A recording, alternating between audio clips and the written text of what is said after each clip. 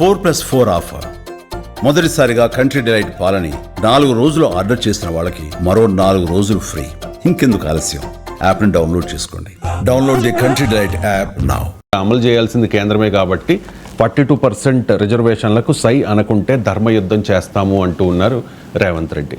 So ఇది sir ప్రాక్టికల్గా, లీగల్గా, టెక్నికల్గా 42% రిజర్వేషన్స్ సాధ్యమా, లేకపోతే రాజకీయ లబ్ధి కోసం చేస్తున్న పోరాటంగా మోడీ ప్రభుత్వం తలుచుకుంటే సాధ్యమే. అందుకే కాంగ్రెస్ పార్టీ ఒక పొలిటికల్ అటాక్ మొదలుపెట్టింది. ఎందుకంటే భారత రాజ్యాంగం ప్రకారము, రాజ్యాంగం అంటే మనకు రెండు, రాజ్యాంగంలో ఏముంది, రాజ్యాంగం పైన రాజ్యాంగ కోర్టులు అంటారు, సుప్రీంకోర్టు, హైకోర్టు, కాన్స్టిట్యూషనల్ కోర్ట్స్ అంటారు. అంటే మనం మీకు జిల్లా కోర్టు ఉంటుంది, జిల్లా కోర్టు రాజ్యాంగం పైన తీర్పులు చెప్పదు. సో కాన్స్టిట్యూషనల్ కోర్ట్స్ అయిన సుప్రీంకోర్టు, హైకోర్టు ఇచ్చిన తీర్పులు కూడా రాజ్యాంగంలో భాగమే. ఇట్స్ కాల్డ్ జ్యూరిస్ప్రుడెన్స్ అంటారు. సో ఈ కాన్స్టిట్యూషనల్ జ్యూరిస్ప్రుడెన్స్ అంటే జ్యూరిస్ప్రుడెన్స్ ఆన్ రిజర్వేషన్స్ అంటే ఈ రిజర్వేషన్ అనే అంశం పైన ఇప్పటి వరకు కోర్టులు ఇచ్చిన తీర్పులో 50% మించకూడదు అని. అందులో మీకు రాజ్యాంగం గురించి ఎవరికైనా అర్థం కావాలంటే కొన్ని జడ్జిమెంట్లు మీరు మొత్తం చదవాలి, అది 100 పేజీలు ఉంటుంది. ఉదాహరణకు Kesavananda Bharati case, S R Bommai case, right to privacy judgment, Shreya Singhal case, భావప్రకటన స్వేచ్ఛ అర్థం కావటానికి. అలాంటి గొప్ప తీర్పుల్లో మీకు ఇంకో ముఖ్యమైన తీర్పు ఇందిరా సాహ్ని కేసు. ఇది మండల్ కమిషన్ కేసు అంటాం. It is considered as a Magna Carta. ఆ రకంగా సామాజిక న్యాయం పైన సుప్రీంకోర్టు ఇచ్చిన సాధికారికమైన తీర్పు ఇందిరా సాహ్ని కేసు. సో ఈ కేసులో సుప్రీంకోర్టు క్లియర్గా అన్నది, to balance the competing constitutional provisions the reservation should not exceed 50% అని. అంటే రాజ్యాంగంలో ఉన్న భిన్నమైన అధికరణలను మధ్య సమతుల్యత సాధించాలి అంటే, సమన్వయం సాధించాలి అంటే మొత్తం రిజర్వేషన్లు 50% దాటకూడదు అని. ఇది ఒక్క ఇందిరా సాహ్ని కేసే కాదు, అనేక తీర్పుల్లో సుప్రీంకోర్టు పదే ఇదే అంశాన్ని చెప్పింది. ఇంకో అంశం కూడా చెప్తూ, right to equality is a rule, affirmative action is a exemption. అంటే రైట్ సమానత్వం అనేది రూల్, రిజర్వేషన్ అనేది ఆ రూల్కు మినహాయింపు. An exception can never be above the rule అని సుప్రీంకోర్టు తీర్పు చెప్పింది. సో ఒక మినహాయింపు ఎప్పుడూ కూడా రూల్ కన్నా ఎక్కువ ఉండదు. ఇప్పుడు మనము వారం రోజుల్లో 5 రోజులు 6 రోజులు పనిచేస్తాం. ఐటీ వాళ్ళైతే 2 రోజులు, కేంద్ర ప్రభుత్వం అయితే 2 రోజులు, రాష్ట్ర ప్రభుత్వం ఇతర వాళ్ళు 6 రోజులు పనిచేస్తారు. రూల్ ఏంటి? సెలవు 1 డే ఆర్ 2 days సెలవు అనేది ఎక్సెప్షన్. రూల్ ఏంటి? వారంలో పనిచేయాలనేది రూల్. సో ఎక్సెప్షన్ ఎక్కడ? Exception can never B above the rule. అంటే 5 రోజులు నువ్వు సెలవు తీసుకో, 2 రోజులు పనిచేయని ఎక్కడ ఉండదు. That is the principle of the supreme court. Exception can never be the rule. రూల్కి ఒక్కొక్కసారి మినహాయింపు ఇస్తాం, ప్రతిరోజు పనిచేయాలి, కానీ వారంలో ఒక రోజు సెలవు తీసుకో, ఒక CL తీసుకో, సిక్ లీవ్ తీసుకో, ఇవన్నీ ఎక్సెప్షన్స్. నేను సిక్ లీవ్ ఉన్నది కదా అని చెప్పి రోజు సిక్ అవుతా అంటే ఉద్యోగం ఎవరు జీతం ఇయ్యడు కదా. సో మీకు పౌరాణిక కథ ఉంది, ఆసక్తికరమైంది. శివుడు నందీశ్వరునికి పిలిచి, మానవాళికి నువ్వు ఒక ఆరోగ్య సూత్రము చెప్పు నందీశ్వర, వారం రోజుల్లో 6 రోజులు తలస్నానం చేసి ఒక్కరోజు సాధారణ స్నానం చేయండి, ఆరోగ్యం బాగుంటుంది అని చెప్పారట. నందీశ్వరుడు ఇది చెప్దామని వచ్చి 6 రోజులు, 6 రోజులు తలస్నానం, 1 రోజు స్నానం, ఇది కన్ఫ్యూజ్ అయ్యాడు. ఈ కన్ఫ్యూజ్ అయిపోయి భూమికి వచ్చి 6 రోజులు నార్మల్ స్నానం చేయండి, 1 రోజు తల స్నానం చేయండి సరిపోతుందని చెప్పాడు. దాంతో శివునికి కోపం వచ్చి, నందీశ్వర నేను చెప్పింది ఒకటి, నువ్వు ఇంకొకటి అన్నావు అని నిన్ను భూమిపైన మానవులు హింసించుతురుగాక అని శపిస్తే, నందీశ్వరుని మళ్ళీ వేడుకుంటే దాని శాపానికి విమోచనగా నిన్ను పూజిస్తారుగాక అని. అందుకే మనం నందీశ్వరుని పూజిస్తాం. సో ఇది ఇంత నిజం, ఇదొక కథ. సో అంటే అర్థం ఏంటి? ఈవెన్ శివుడు నందీశ్వరుని పౌరాణిక కథ కూడా ఎక్సెప్షన్ రూల్ మధ్య డిఫరెన్షియేట్ చేసింది. So exception cannot be above the rule అని శివుడు చెప్తే, నందీశ్వరుడు కమ్యూనికేట్ చేసింది ఏంటి? ఎక్సెప్షన్ ఇది అబౌవ్ ద రూల్ అని చేశాడు. ఎక్సెప్షన్ ఎక్కువ చేశాడు, రూల్ తక్కువ చేశాడు. శివుడేమో రూల్ ఎక్కువ చెప్పి ఎక్సెప్షన్ తక్కువ చెప్తే, సో అందువల్ల ఎప్పుడు కూడా రూల్ అండ్ ఎక్సెప్షన్ ఇది కీలకం. సో అందువల్ల right to equality is rule.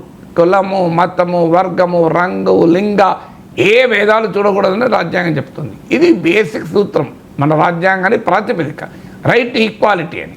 కానీ దానికి ఎక్సెప్షన్ ఏంటి? సమాజంలో అసమానతలు ఉన్న సమాజం అనేది, వేల సంవత్సరాల నిచ్చెన మెట్ల కుల వ్యవస్థ ఉన్న సమాజం ఇది. మన దేశంలో కులానికి పేదరికానికి మధ్య కూడా చాలా దగ్గరి బంధం ఉంటుంది. There is a significant similarity between the caste and class in India. Dissimilarity కూడా ఉంటుంది, ఉండదని అంటలేను, కానీ సిమిలారిటీ కూడా ఎక్కువ ఉంటుంది. కనుక మన దేశంలో ఈ బ్యాక్వర్డ్ క్లాసెస్, అది కూడా కాస్ట్ కాదు, కోర్టు చెప్పింది cost can only B a convenient starting point అని చెప్పింది, అదే టోటాలిటీ అని చెప్పలే. సో అందువల్ల ఈ జడ్జిమెంట్లు వచ్చాయి కనుక 50% మించకూడదు. మరి 50% మించినప్పుడు తెలంగాణ అసెంబ్లీ చేసిన చట్టం 42% ఎలా వస్తుంది రిజర్వేషను? ఎందుకంటే 42% చేస్తే అది 60% దాటిపోతుంది కదా. తమిళనాడు, ఈవెన్ ఛత్తీస్గఢ్ చట్టం కూడా ఉంటుంది, తమిళనాడు మాత్రం 60 కన్నా ఎక్కువ ఉంది. ఎందుకుంది అంటే తమిళనాడు చేసిన చట్టాన్ని కేంద్ర ప్రభుత్వం రాజ్యాంగంలోని 9వ షెడ్యూల్లో చేర్చారు.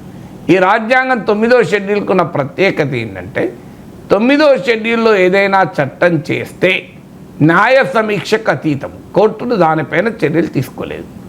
అందువల్ల తమిళనాడు చట్టం పైన కోర్టులు సమీక్షించలేదు. కానీ ఈ తమిళనాడు చట్టం వచ్చాక సుప్రీంకోర్టు ఇంకో తీర్పు చెప్పింది. ఆ తీర్పులో ఏమన్నదంటే మీరు రాజ్యాంగ 9వ షెడ్యూల్ 9th షెడ్యూల్లో చేర్చిన ఆ చట్టం కనుక రాజ్యాంగ మౌలిక స్వరూపానికి వ్యతిరేకమైతే మేము దాన్ని సమీక్షిస్తామన్నారు. Even if it is include in the 9th schedule of the constitution, if it violate the basic structure of the constitution, the courts will review it అని చెప్పింది. అందువల్ల ఇప్పుడు కోర్టులు దాన్ని రివ్యూ చేస్తే పోతుంది. ఈలోగా రావాలి అంటే మోడీ ప్రభుత్వం పార్లమెంట్లో చేయాల్సింది అంటే తెలంగాణ చట్టాన్ని తీసుకెళ్ళి 9th షెడ్యూల్లో పెట్టాలి. ఇది కేంద్రం చెయ్యదు అని కాంగ్రెస్ పార్టీ నమ్మకం కూడా. ఎందుకంటే బీజేపీ స్టేటెడ్ పొజిషన్ రిజర్వేషన్లు 50% మించకూడదు అని. సో బీజేపీ బీసీల పేరిట రాజకీయం చేస్తుంది.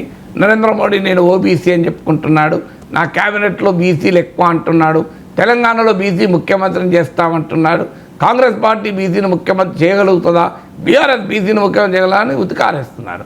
మరి ప్రజలు ఎందుకు ఊరుకుంటారండి? అంత కమిట్మెంట్ ఈ బీసీలకు ఉంటే మరి మోడీకి చెప్పి పార్లమెంట్లో 9th షెడ్యూల్లో చేర్చేయండి తెలంగాణ చట్టం, పంచాయతీ అయిపోతాయి. కోర్టులు సమీక్షించినప్పుడు సమీక్షిస్తాయి, తమిళనాడు చట్టాన్ని సమీక్షించినప్పుడు తెలంగాణ చట్టాన్ని కూడా సమీక్షిస్తాయి. ఇప్పుడైతే ఇమీడియట్గా ఈ చట్టం అమల్లోకి వచ్చి 42% రిజర్వేషన్లు రావాలి అంటే చిన్న పని ఏంటంటే మోడీ తలుచుకుంటే అయిపోతుంది. ఎందుకంటే దాన్ని తీసుకెళ్ళి 9th షెడ్యూల్లో పెడితే అయిపోతుంది. ఎందుకు మరి సుప్రీంకోర్టు ఈ మాట చెప్పింది? మరి ఈ 50% దానికి ఇంకో డైమెన్షన్ కూడా ఉంది. ద సుప్రీంకోర్టు ఇందిరా సహాని కేసులో ఏం చెప్పింది అంటే reservation are not proportionate to the population, they are adequate అన్నది. అంటే జనాభాకు దామాషా పద్ధతిలో రిజర్వేషన్లు ఉండవు. ఆ వెనుకబడిన వర్గాలకు చెందిన వారు సముచితమైన ప్రాధాన్యత ఉందా, చాలినంత ప్రాధాన్యత ఉందా, అడిక్వేట్గా ఉందా అని మాత్రమే చూస్తారని. సో అందువల్ల ఈ లీగల్ ఛాలెంజెస్ అయితే ఉన్నాయి. దాన్ని అందుకే మా కాంగ్రెస్ పార్టీ బీజేపీ కోర్టులోకి వదిలేసి మీరు చెప్పినప్పుడు పార్లమెంట్ రాజ్యాంగ 9th షెడ్యూల్ చేర్చాలి, చేరిస్తే నీకు అయిపోతుంది, పరిష్కారం అయిపోతుంది అని చెప్తున్నారు. లేదు రాజ్యాంగాన్నే సవరించి 50% మించకూడదు అనే పరిమితి లేదు అని చేశారనుకోండి అయిపోతుంది. కానీ అది చేయిస్తే మళ్ళీ కోర్టులు ఏం తెలిస్తే కోర్టు తేల్చినప్పుడు తెలుస్తాయి. ఇందిరా సహాని కేసులో కూడా 50% ఎట్టి పరిస్థితులు మించకూడదు అనలేదు supreme court. A special case has to be made out అన్నది. ఒక ప్రత్యేకమైన పరిస్థితుల్లో 50% దాటవచ్చని కూడా చెప్పింది. ఉదాహరణకు ఫార్ ఫ్లంగ్ ఏరియాస్ ఉంటాయి, ఇప్పుడు మీకు ఉత్తరాఖండ్ ఉంది, లేదు మీకు నార్త్ ఈస్టర్న్ స్టేట్స్ ఉన్నాయి, ఆడ 90% గిరిజనులే, ఆడ నువ్వు దాటవద్దు అంటే ఎట్లా కలుస్తుంది? సో అందువల్ల ఇందిరా సహాని కేసులో ఆ వెసులుబాటు కూడా ఇచ్చారు. ఆ వెసులుబాటును ఉపయోగించుకోండి చేయొచ్చు కదా అని. అందువల్ల ఇప్పుడున్న కాన్స్టిట్యూషనల్ ప్రొవిజన్స్ కోర్టు జడ్జిమెంట్ల నేపథ్యంలో జరుగుతున్న రాజకీయ పోరాటం ఇది.